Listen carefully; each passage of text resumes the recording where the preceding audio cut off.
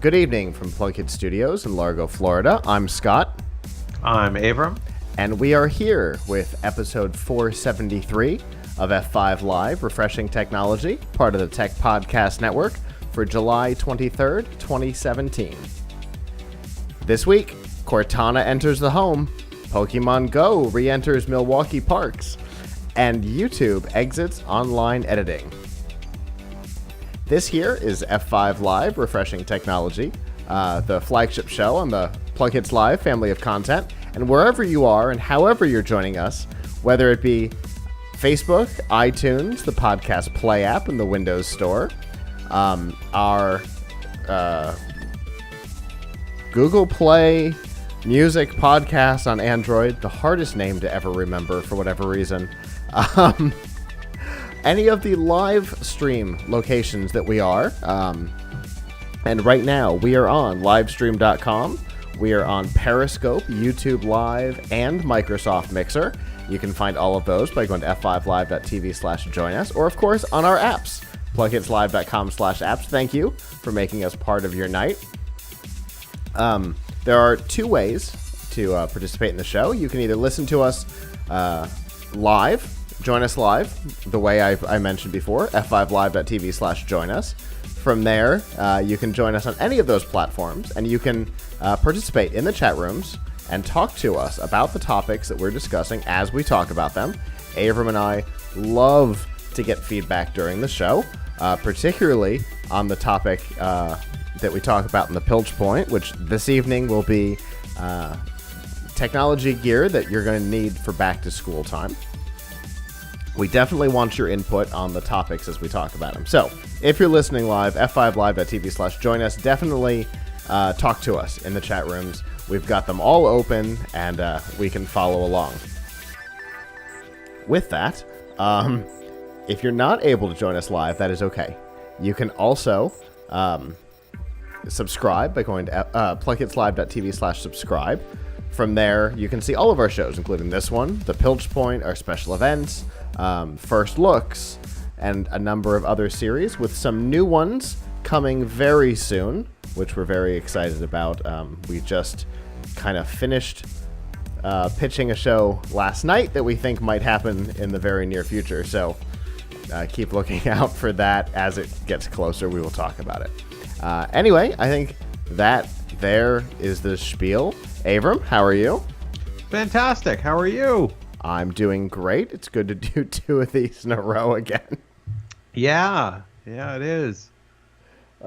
This year's been bizarre. Yeah, it's been a busy time, but busy is good. I've been quite busy at my job the last week, testing different things. Quite busy this weekend, as my 5-year-old son was actually helping me with a review. I always like it when he helps with reviews. Yeah, no, he's getting good at it, testing stuff. So, so it's a busy time, but I'd rather be busy than not. Yes, so. That is something that I learned in retail long ago. Is that not being busy is the worst. It is the worst. Like speaking of, like when I was in college, I remember I had a job working cashier at Toys R Us during the summer, and it was very quiet. Nobody came in, and that was the worst. Yeah. Because you just sit there, and then they would send you to do other stuff. Yeah. Exactly. Whereas when I worked at another store called Caldor, that probably people don't remember, and it was flooded with people, and I was cashier, it was like the time went by fast. Yeah. So when you're doing things and things that are engaging, whether it be engaging with people or like what we do, getting to review products and write about them, things like that, time definitely goes faster than, hey, we want to do this thing, and you're not working on anything. Can you do this thing? Aww. Yeah. So it's good. It's good to be busy. For sure. I tell the young folk that I work with, we have a terrible job. We have to we get to play with toys and and we have to write about the trade-off is we have to write about them. Yes. Uh, Oh well. oh well. Sad story. Sad story. Speaking of shows in a row, we have next week is another normal week for us, and then the week after that is MetroCon, and depending on how Sunday goes, and what Aaron's schedule is from the 3000 Brigade, we may or may not be able to do a little bit of broadcasting, either from or around or after MetroCon, or we'll figure out how 2 weeks from now goes.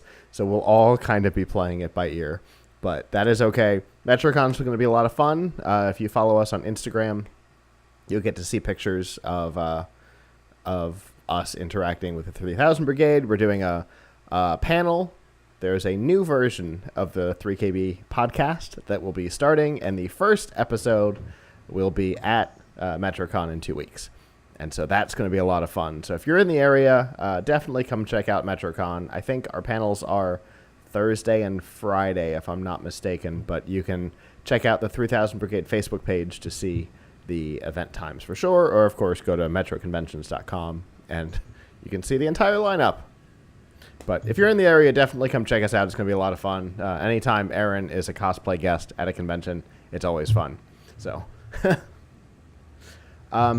with that, how about we get down to some news, Avram? Yes.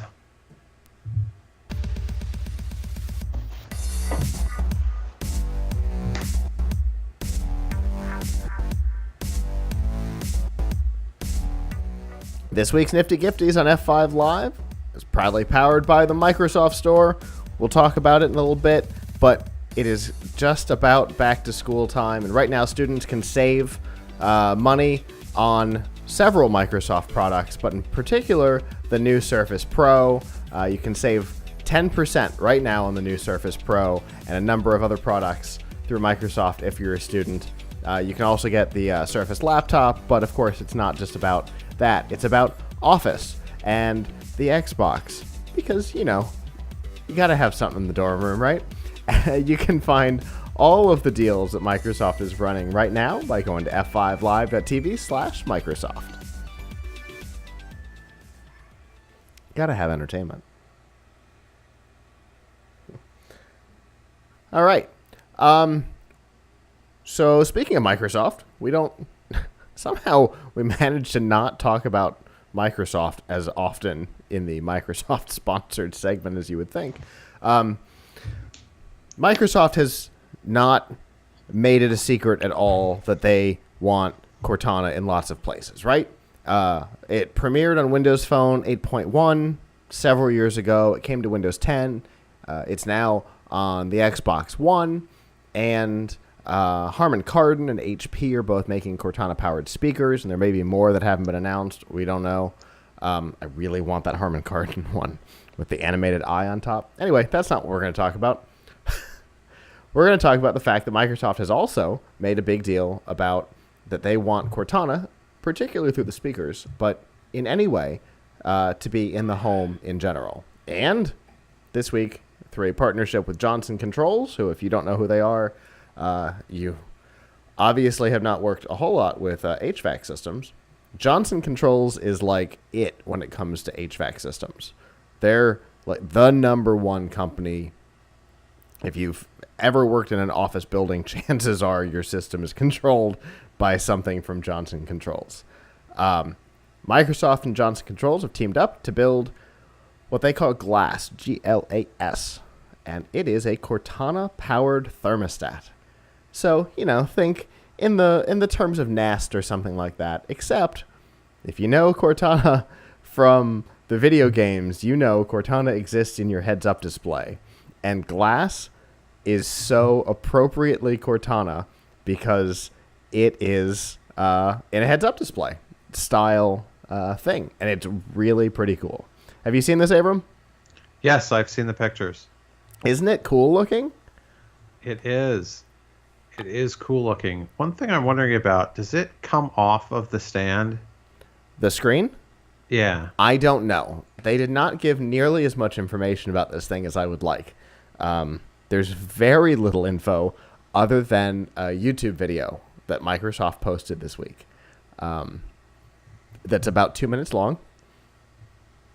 Everything outside of that video, total conjecture. They haven't talked about it at all. It's the biggest tease ever. Yeah, I mean, it's interesting. I was just talking about this with my wife, not about glass, but about the sort of proliferation of digital assistants. Because also in the news every week recently has been Bixby, Samsung's personal assistant, and their continued, I don't know, failure to roll all the features out, but now they're rolling out some of the features. Yes. The question is there going to be a contraction at some point? Certainly, I think Bixby is a step too far. Like, do we really need another one? Cortana, at least, has a really good claim to the throne. It's part of Windows, and then you can cross-install it on Android or iOS. So, right. And it's on the Xbox One, and like Cortana already lives in a number of places easily without caring about platform or anything like that.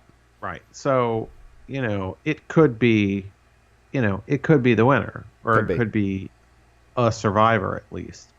And certainly when you have cool hardware like this, that really goes a long way. Yes.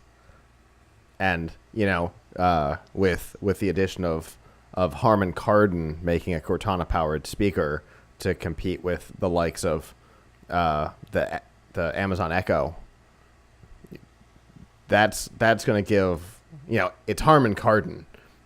That's going to give some audio credence to Cortana too. So, but is there going to be a contraction? Yeah, of course. The market is the interesting one right now, and it's the thing that everybody's getting into, and then at some point it won't be anymore, and people will start to back out of it or buy bits and pieces. Samsung has already been rumored to discontinue development of their Bixby-powered speakers, so we might already see the contraction of the market. Well, that was really, I'm sorry, I like Samsung. I happen to have a Galaxy S8 right here, and I like it a lot, except the Bixby part of it, so far at least, is completely unnecessary. Boy, I wish I could make that button go to Cortana. Right, exactly. Like, I wish I could make that button launch the camera or something. So, sure. I miss hardware camera buttons. Yeah, that was nice, right? So it's a little bit like, it's sort of like Samsung also makes their own browser to compete with Chrome, and they put it on their phones. Like, did anybody ask for a competing Android browser from you? Right. So, but I do think that with this thermostat, obviously if people want a cutting edge piece of hardware, the hardware is good. That's going to drive the software adoption. Right, exactly. And with it being Johnson Controls, that it's going to be good hardware behind it. And going through your PC is meaningful. So it's that is the kind of thing you would want to control through your computer. You also want to control it through your phone, and Cortana is there to do that. Right. So. And that's the thing that's kind of cool, since it's Cortana powered. Now, they didn't talk about this, but being Cortana voice powered and being on your network, Cortana works best when paired with an account, right? So my guess is if you're signed in with the same account on your Xbox, you can probably talk to Cortana on your Xbox, like talk to Cortana and have her control your thermostat through the Xbox. Like, isn't that really, like, doesn't Microsoft kind of have to do that because your Alexa controls your smart home? True. Right. And Microsoft has talked about wanting Cortana to have the power in IoT, considering Azure is the place where IoT lives. Everybody's jumping ship from AWS Their most recent quarterly report showed that Microsoft is doing more business than Amazon in web services now, which puts them in the #1 spot. And it's all IoT is the driver for Azure. So it makes sense if you're already working with Microsoft technology. It makes sense to work with Microsoft technology as a developer. Yeah. I mean, my final point on this is you can't succeed. A company such as Microsoft will not win the digital assistant war, whatever you want to call it, without being a winner in smart home. Right, absolutely. And they know it. It's the reason why they're working with Harman Kardon and HP on the speakers, so that you can have, Echo style devices through the house. You can talk directly to this thing. You can talk to your computer, your phone, your Xbox, and control through Cortana that way. So, yeah, they've definitely got a plan. Now let's see if we can find out more about Glass, like a price or a release or physically how big it is. Yeah, anything like that. It's just some information would be nice, because I would like to already have one.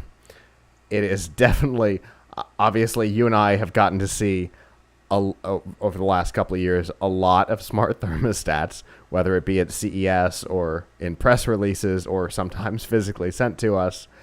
But they all try to look like a thermostat. This one doesn't do that at all, and I find that fun. Yeah, that is fun. So, I would like some information. Microsoft, I know people from your company listen to this show. I want more information about this. Make it happen, please.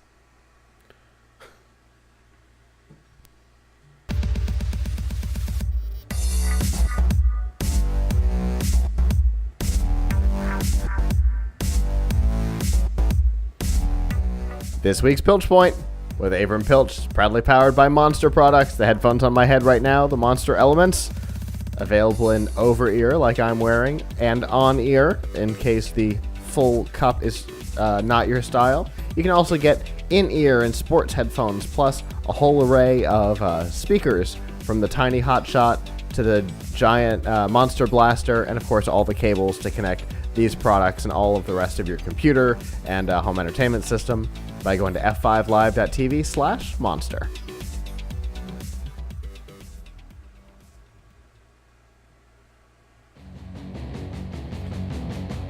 And of course, that music means that it is time for the Pilch Point with online editorial director of Laptop Magazine and Tom's Guide, Avram Pilch.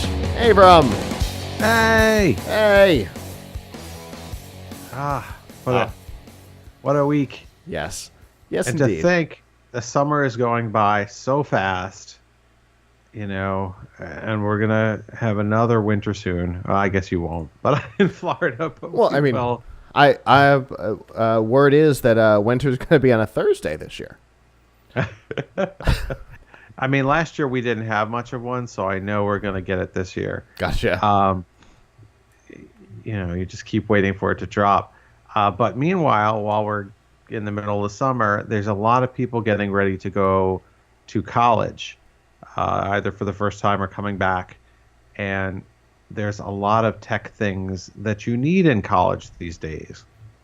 For sure. Now, not to date myself too much, but when I was in college, not everyone had their own computer.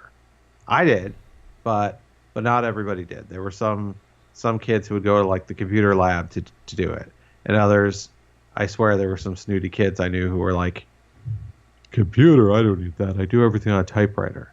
You couldn't make it through freshman year like that now. So we've come up with a list of my colleague Louis and Luis Ramirez and I have come up with this list. Actually, he mainly came up with it, and I edited it, of things that you need for back to school to go to college. So one thing that you need is you need a backpack. Obviously, everybody knows that. But why not get a backpack that charges your stuff while it's in it?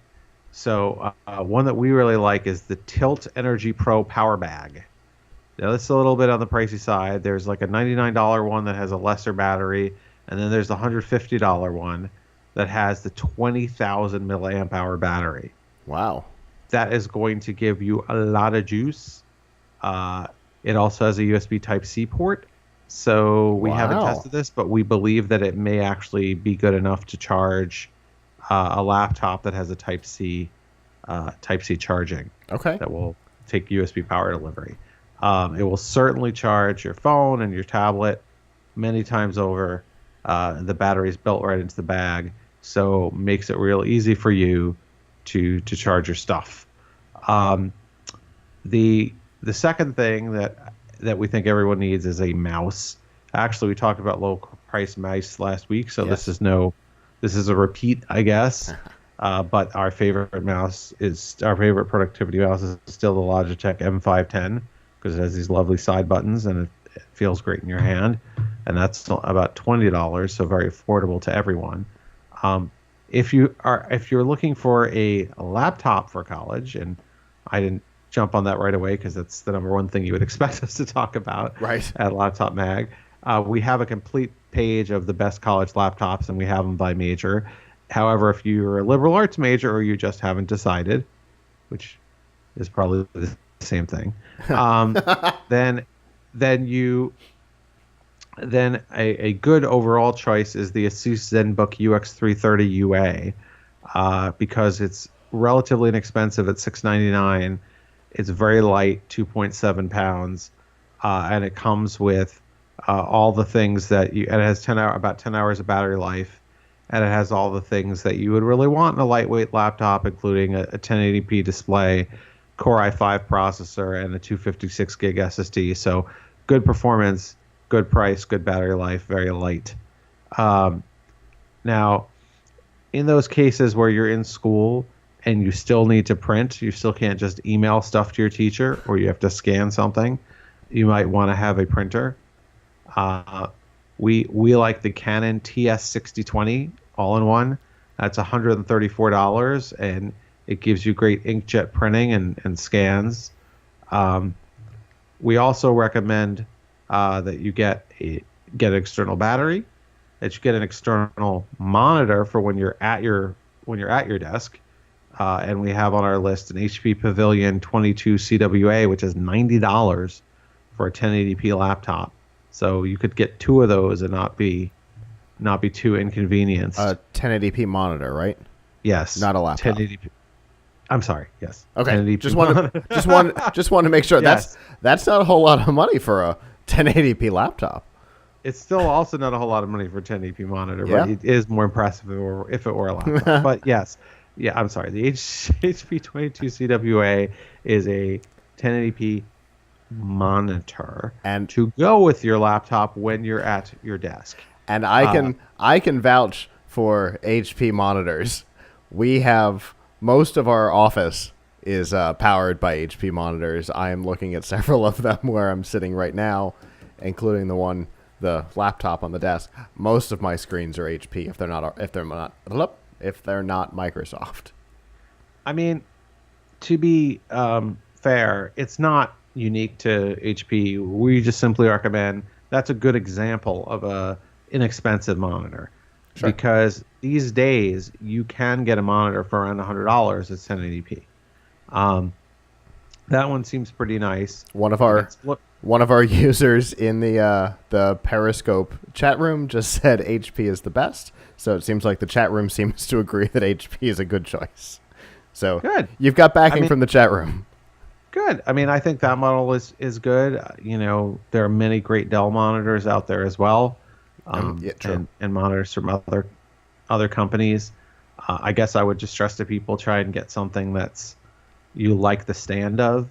Yeah. So that it takes up doesn't. It's adjustable in the way you want it to, or the height that you want it to. I mean, for the $100 ones, you're not going to get incredible color quality. You'll get okay. Obviously, if you want to spend $150 or $200, you'll do better. But ultimately, I guess the message here is you want to set up a good situation for school where you have everyone's going to buy a laptop for school. I don't need to tell people to do that. Like, we need to tell them which, but you need a laptop to make it in college today, period. The question is, what do you do when you're at your dorm to fill out your tech toolbox, and what do you do when you're at class to fill out your tech toolbox? So when you're in your dorm, you want to try and create the best desktop scenario that you can for doing your work, just like those of us in business do. That means having one or two monitors better, having a keyboard that you attach, like a mechanical keyboard, having a good mouse, having a printer if you need to print out, and then having a docking station to dock all that stuff, and of course having the tools that when you go out, you can easily charge your stuff, take notes, do what you need to do, so you stay productive and move to the head of the class. So we have a lot of more recommendations than I just gave you. If you go to the homepage of laptopmag.com, you will see our back to school tech article, and check it out for all of our recommendations. Fantastic. I have personally scrolled through the whole list, and it's definitely a list that anybody headed to college right now needs to check out. For sure. Yeah. I mean, it's getting to the point where the tech stuff you buy is almost as important as the textbooks you buy. Especially since a lot of the textbooks are starting to be available on digital. So you might be using that technology a lot more than you planned, in which case the external battery and the backpack with the USB-C charger yeah, no doubt. are probably even more important. I mean, you want to be charged. You don't want to be in a scenario where you're out of juice. That's the most important thing. It's the most important thing to me in my business and personal life and technology-wise. And I think probably the most important thing to a lot of students is you don't want to be in class or in the library or wherever it is that you're doing your work, studying, and run out of juice. Absolutely. One of my phones has a battery case on it. My laptop bag is a power bag, like we talked about, and I carry one of the batteries that we reviewed a couple of years ago with me. So yes, I totally agree. You do not want to be without power. Nope. All right. Well, as always, Avram, we appreciate you bringing us what's going on at Laptop and Tom's Guide, and for the Pilch Point, we will see you next week. But obviously, you'll be around for the rest of the show.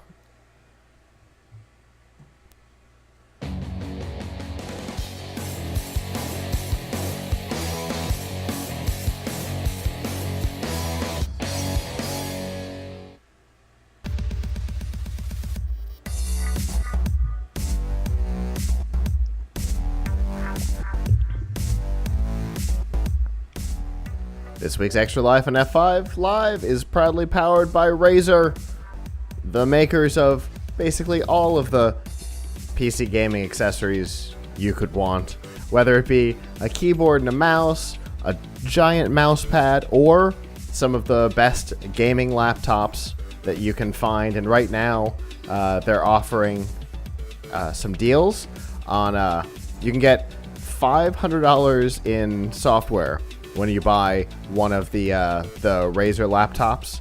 There's the Razer Blade Stealth, which offers a whole series of software. You can get the Razer Blade and Razer Blade Pro, which has games and stuff included. Plus, we've got deals on the laptops themselves, keyboards and mouses and all kinds of stuff like that. And you can find all of those deals by going to f5live.tv/Razer.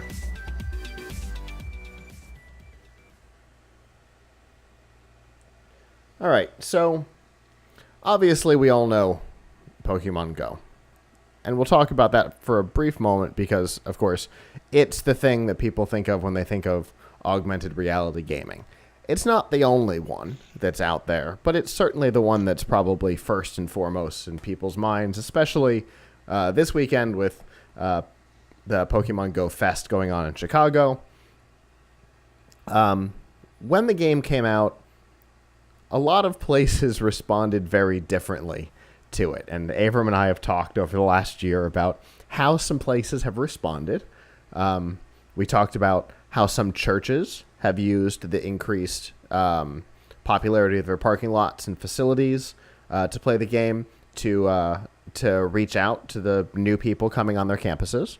Restaurants and businesses have responded by going so far as to ask Yelp to include whether or not there's a Pokestop at their restaurant on their listings. There's been a lot of that kind of stuff.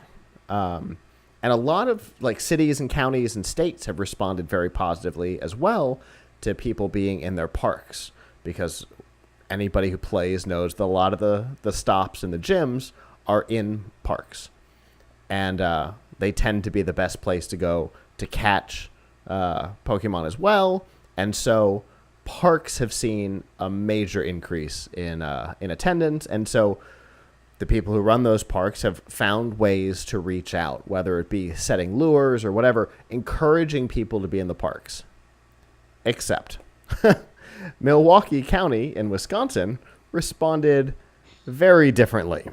Their thought was, rather than being excited that people who don't normally come into the parks are there, we have an opportunity to tell people why the parks are important.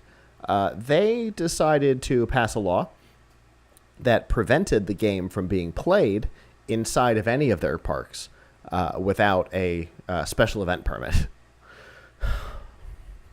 So that happened about 6 or 7 months ago. It's a little different than the lawsuit that was filed against Niantic by some private individuals who weren't happy that things were happening on their private property. Which, okay, I can understand that. If kids suddenly show up in your backyard, I can understand how you might not be happy about that. But if you're a public park, you're a public park. So there was no way that this law wasn't going to be challenged, and it was, but not by Niantic. Interestingly enough, the lawsuit came from a company called Candy Lab, who you may or may not have heard of. They also produce an augmented reality game called Texas Rope'em, which is an AR poker-ish game. It's got some similarities to Pokemon GO and the way AR games tend to work. And they filed a suit in federal court against the county. And this week, the law was ruled unconstitutional and overturned. A injunction was issued preventing the county from enforcing said law. Of course it was. Right? Of course it was. That law seems insane. This is the best law since they had the no dancing law in Footloose, right? Right, exactly. I mean, it's funny. This story reminds me of the very, very brief period of time. Period of time makes it sound long. Very brief time that I worked for the Parks Department, the New York City Parks Department. Ooh. And I remember that some of the people there telling me that they kind of had mixed feelings about public Wi-Fi, that the Parks Department had mixed feelings about it. On the one hand, they're like, yeah, people want this. On the other hand, they thought, well, why we don't need people to come here and sit on their laptop or whatever. Like, we need, this is supposed to be a park. They should be running and playing or something. So I think that may be we don't need people coming here and just sitting. What a weird thought pattern. I mean, I don't think that they said that the reason wasn't they didn't like them sitting. Like, if you sat without a computer, I guess that'd be okay. But well, why are you coming to the park if you're gonna use a computer or whatever was their judgment. It seems because it's nice to go outside sometimes. Right. That was my thought. It was like, okay, but maybe you got to do work or something, and at least you could get outside. Right. Like, so then the same thing with Pokemon Go. I could imagine some person who really doesn't get it saying something like, "Oh, this is a park. People are supposed to throw a frisbee here and jog and picnic. We don't want a whole bunch of people playing video games in our park. We don't want people coming here and enjoying themselves their way." Yeah. So, and in the case of this, it's not even like the Wi-Fi where they had to actually like do something to provide it. It was, totally. It's passive. like all they have to do is just not do something. Right. Don't bother people. It's totally passive on their part. Yeah. I mean, if you have people doing, but again, like that's the person's problem, right? There was that guy who got mugged doing Pokemon Go because he wasn't paying it. Well, he could be mugged anyway, right? I mean, right. And there you go. He could have been mugged anyway. Yeah, he could have been mugged anyway. What if he was just taking a stroll? Sure. So, because the kind of person who's so distracted by the game that they don't notice a small group of people coming up on them to mug them is going to be looking at Instagram if they didn't have Pokemon Go. The game didn't change their behavior. It just changed the thing they were looking at on their phone. But that's just assuming that the reason they got mugged is they were distracted. Right. Maybe they would have gotten mugged anyway. I mean, you expect him to fight them all off. But for Pokemon Go, he would have become a ninja martial artist to fight them off. Like, I mean, exactly. It's so. Anyway, to make this short story long, it seems to me like someone in the Milwaukee government thought that they would decide what type of people we want in our park. And it's not. What type and of apparently it's not. We want. Apparently it's not kids. Right. Well, you listen. I won't say that only kids play Pokemon Go. No, of course not. I know a lot of adults who do. Me, I play, but my wife plays, for example. Okay. Several people at my job play. So, I think the judgment isn't that they don't want kids. I think the judgment is that they don't want people who are not doing stuff they consider outdoorsy enough. Sure. Or I don't know. Do they even have a justification for this? Not really. They were concerned about too many people in the park. Was kind of vaguely mentioned at a county commission meeting at one point as justification. But I mean, too many people in the park. What does that even mean? We have too many people outside. What?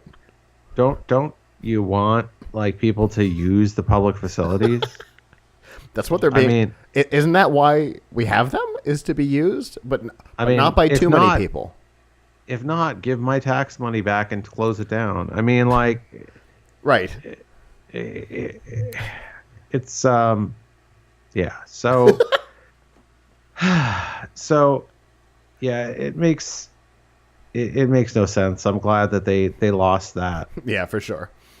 It was the first and only law of its kind in the U.S., but only in the U.S. Other countries have tried this too. No telling how they will go.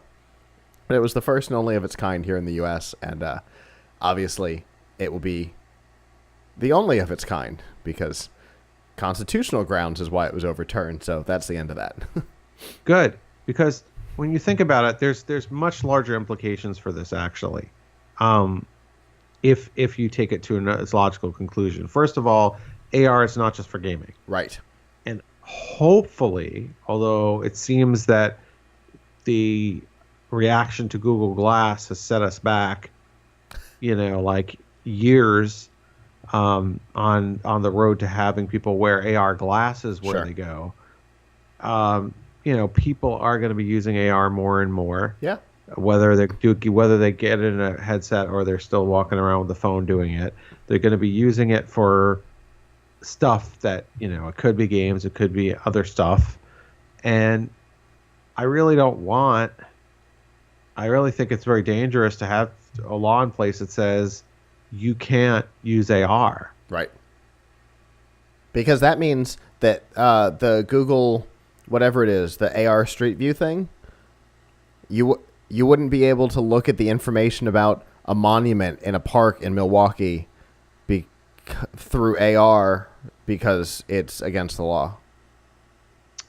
Also, I mean, which is beyond bizarre.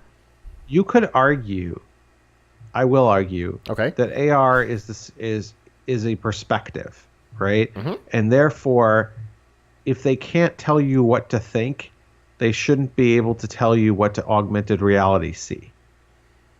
Fair enough. Because if I have a memory or a photographic memory of like what was in Google Street View, and I look at the monument or whatever, well, that's my perspective. I'm seeing it that way, right? You are augmenting reality with the information that you read. In fact, let's just say we're all doing it all the time. Mm-hmm. So if we're all doing it within our head, why could we not do it within our glasses or within our phone? Right. Exactly. Totally with you. And apparently so is the federal government. So, hooray. No more bizarre anti-AR laws in Milwaukee County or anywhere because it's a federal court.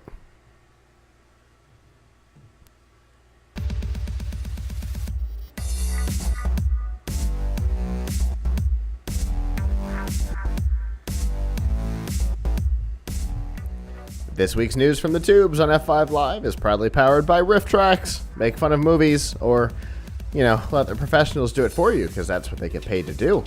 The guys who used to do Mystery Science Theater 3000 are back and doing what they do best, making fun of movies. From blockbusters to The Little Unicorn. Can't make these up.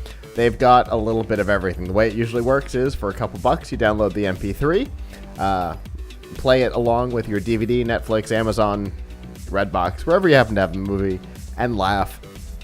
From time to time, they mix things up and do a live show. Their next live show will happen on August 17th with a replay on the 24th in theaters nationwide. And they will be doing Doctor Who, The Five Doctors, live in theaters nationwide through Fathom Events.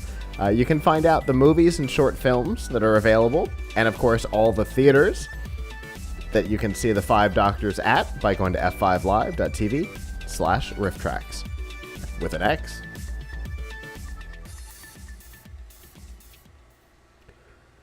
Last week we talked about Amazon Prime Day and how happy Amazon was with the numbers. We also talked that there were some customers who were not necessarily happy about Prime Day, with the Prime Day fail hashtag trending again for the third year in a row. One of the things that we talked about was that there was a pair of shoes. I know, that sounds weird for us. There was a pair of shoes who on Prime Day, on the Prime Day sale, these shoes were $20 more than they had been 48 hours earlier as their special price. And it was also noted that the reference price, the regular price, was also higher than it had been listed at 48 hours earlier. Well, as it turns out, an organization called Consumer Watchdog, whose name tells you everything you need to know about what they do, released a report. They tested in the month of June. They tested 1,000 products and found that 46% of those products, while on sale, had a higher reference price than they did during any other period in the previous 90 days, regardless of price. So they are alleging that Amazon, during sales, raises the reference price, the normal price, higher than its normal actual selling price to make you believe that you're getting a better deal. Amazon's not happy about this report, obviously. They called it flat out wrong. But the FTC has been sent the report, and it is likely that the Federal Trade Commission will be investigating the report because, Amazon's trying to buy Whole Foods, who has had their own interesting history with the Federal Trade Commission and pricing claims. So during that, the FTC has to investigate anyway before they can approve the buyout. So this will almost certainly be part of their investigation. Have you encountered anything like that before, Avram? Well, I don't know how often the regular reference price changes on Amazon, but my message to everyone is do not believe the regular price. Do not believe that the regular price is the regular price. Right. Like it never is. Like I don't think you can go to a single thing on a single product on Amazon right now and have the regular price be the same as the current price. Not whether it's on sale or not. Right. There's the MSRP, like I guess the regular price is sort of the MSRP or whatever. Sometimes. And then, and then the other price is always significantly lower than it. Mm-hmm. So first of all, you would think that every day everything is on sale. But then if you go and you look at competing sites that sell the same product, let's say it was electronics or something, and you looked at a Newegg or Best Buy or whatever, and you might see it at the same price. Wait a second. This isn't, So unfortunately, the regular price, nothing is ever the regular price. Now, Amazon's not alone in this. I want to be fair to them. Amazon's not alone in this. You see a lot of things where something is almost never the MSRP. Sure. And maybe I'm kind of conflating MSRP with a regular price because it may or may not be the manufacturer's suggested retail price that Amazon is citing correct as the regular price. I mean, we don't necessarily even know where that comes from. Right, exactly. But if you go to like Dell or Lenovo, especially like Lenovo.com, and you're looking for a laptop, they always will have the price and then the web price. And I promise you that the regular price, you could go there 365 days of the year. The price will not always be the same, but it will almost certainly not be the regular price. So, right. So the point is there's a lot of things where the regular price and the street price vary a great deal.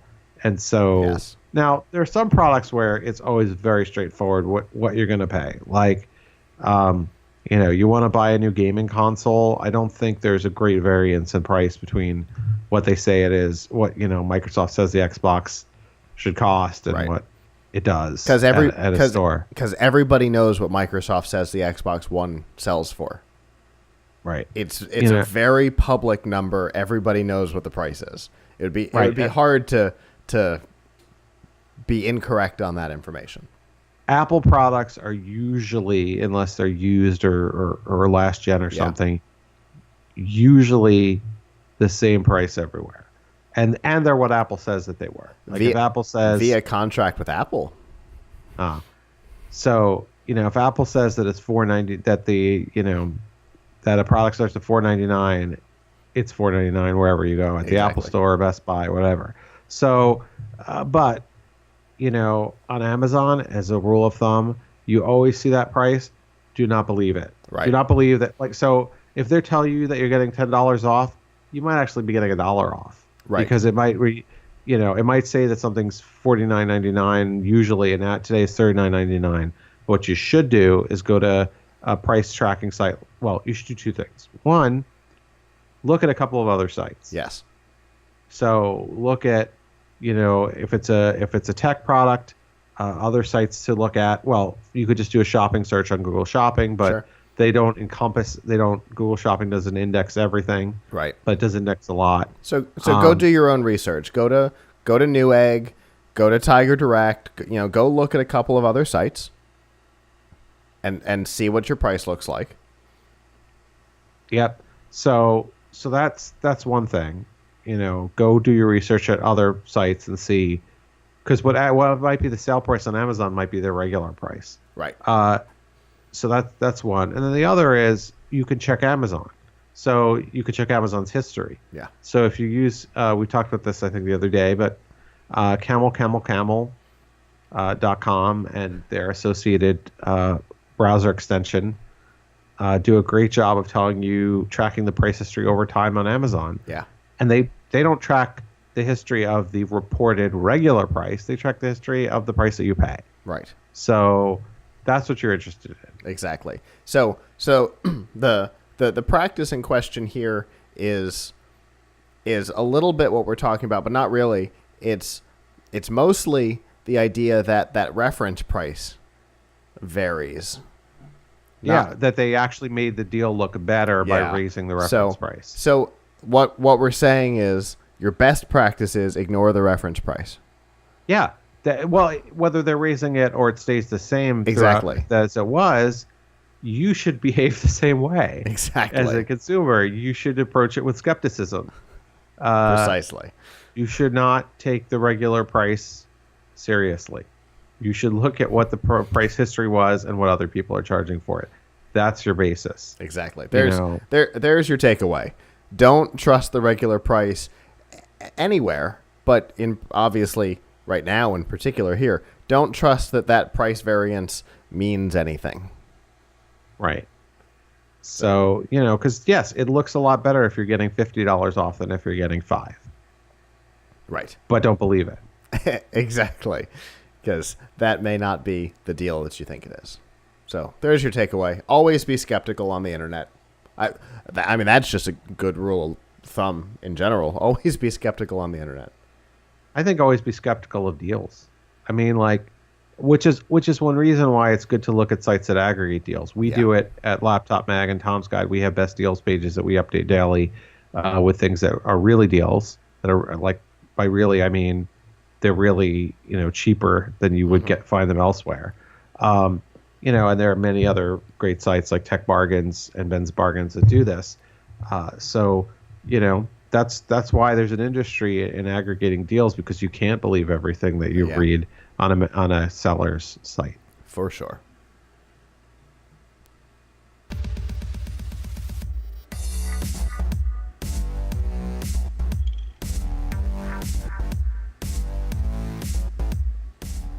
This week's DRM, not included on F5 Live, is proudly powered by Groove Music.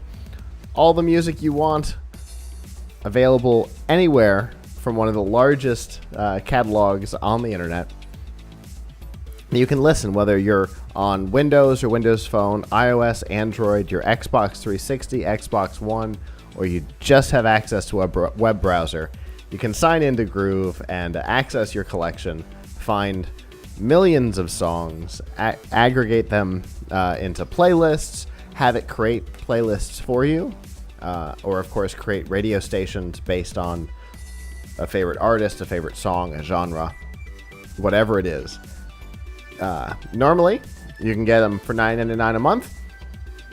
You can do a whole year for $99.90, so you get 2 months for free. And right now, you can get 30 days free to try it out on whatever platform you want by going to f5live.tv/groove.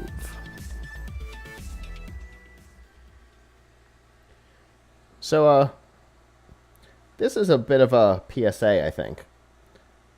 That not so much about the products that are about to go away, but more about the fact that there are oftentimes hidden products that you didn't know about that can make certain services better. We've been going through a bit of a pruning couple of years from a number of the big services. When Marissa Mayer took over Yahoo, she started dumping a lot of stuff that shouldn't have existed anymore. Google's been doing some of that lately too, and YouTube is about to kill 2 features that likely you didn't know existed. The first is an online editing tool where you could take any of the videos that you had uploaded to YouTube and mix them together into new videos. Cut and trim and republish bits from multiple videos and put out a thing, all without having to have the files on your computer, all through a web interface.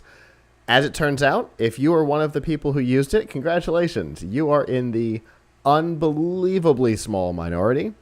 In fact, less than 1/10 of 1% of YouTube content creators have ever used the feature. Are you talking about the part where you can edit your video, or only where you can remix videos together? We're not talking about the enhancements section where you can trim an existing video and pull off the beginning or the end, add titles and things like that. That feature is going to stay. But there is a feature at youtube.com/editor, I think it was, where you can take, just like a normal timeline in Premiere or something like that, you can take all of the videos in your collection and put them into a timeline and cut them and use parts and bits and pieces and republish a new video out of that content. So it's very similar to a regular editing thing without the good, like, full timeline capability and stuff like that. More like what Windows Movie Maker was, where you didn't quite have the timeline and transitional capabilities of a Premiere or something like that. But you could snap two clips together and take the front and end off and put a transition between them, and then republish them to YouTube. I really liked Windows Movie Maker, by the way. I know. Which you can still get it, I think. Yeah, I think you can still download it, kind of. But yeah, I mean, that's not promoting it doesn't help, right? Right, exactly. It's the kind of thing that I can totally see having been popular if anybody knew it existed. But a 0.1% of people used it, that's not a good stat. I wouldn't have even released that statistic.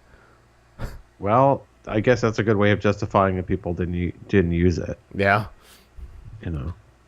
But that looks bad for YouTube, not for the feature. That looks bad for Google, for nobody even knowing this kind of cool feature existed.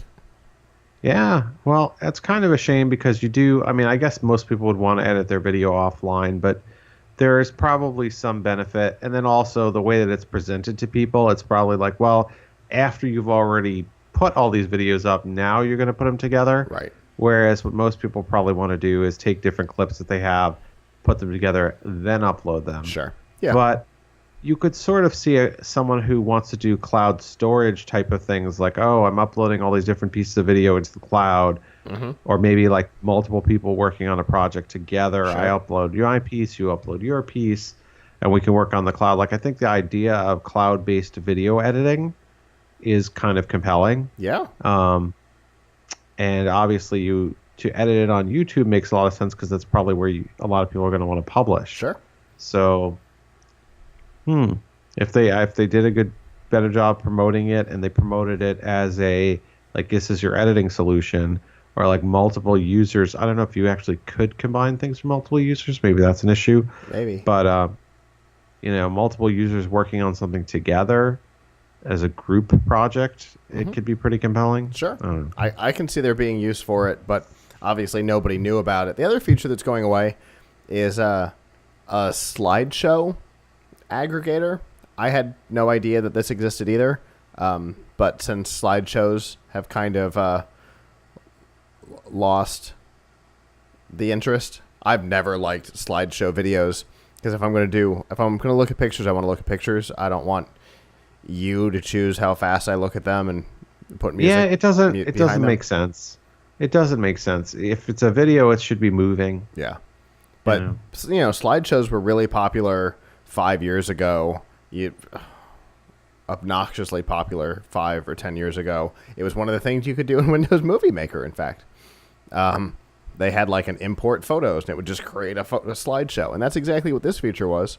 And both of them are gone. I guess the problem with that is you couldn't export it to your DVD-ROM to give to your grandma. I mean, fair enough. Yeah, you could create it and then download it onto an SD card so you can put it in the digital photo frame that you got on Black Friday for $20. Anyway, Anyway, both of those features will go away on September 20th, 2017. But my guess is little to none of you have ever even heard of these features, and so they will not be missed. The end. And that is our show. Thank you to those of you who joined us. Thank you for the comments that we had in the chat rooms, in particular on Periscope. Like I said at the top of the show, Avram and I always appreciate comments, and the comment about HP, I totally agree. Lots of HP stuff. Oh, got an HP phone over here too. Anyway, that's not what we're talking about. So thank you to those of you who joined us live. If you're not able to join us live, that is okay. PLUGHITZlive.com/subscribe. You can find all of our shows there, not just F5 Live and the Pilch Point, but our special events and first looks and all of our other series there as well. Like I said at the beginning of the show, we've got some new stuff coming. The 3000 Brigade podcast will be coming back in an entirely new fashion. There will be storytelling involved. I am not 100% sure how it's structured. I do know that there are like script elements and stuff, so it's really going to play into the 3KB's strengths. So I can't wait to see how that goes at MetroCon in 2 weeks. We've also got some other new shows that are not necessarily tech culture focused, so that's going to be a lot of fun. We pitched one last night that I think is going to happen in the near future. So you'll be able to find all of those at PLUGHITZlive.com/subscribe. And 2 weeks we've got MetroCon here in Tampa. So if you're in the area, definitely come hang out with us at our panels. See Erin judge a number of things. She will be at several events as a judge. And you can see me basically anytime Erin's around. I'm probably there too. So with that, I guess, on behalf of the staff that's not here, I'm Scott. I'm Avram. And we will see you guys back next week. Ciao.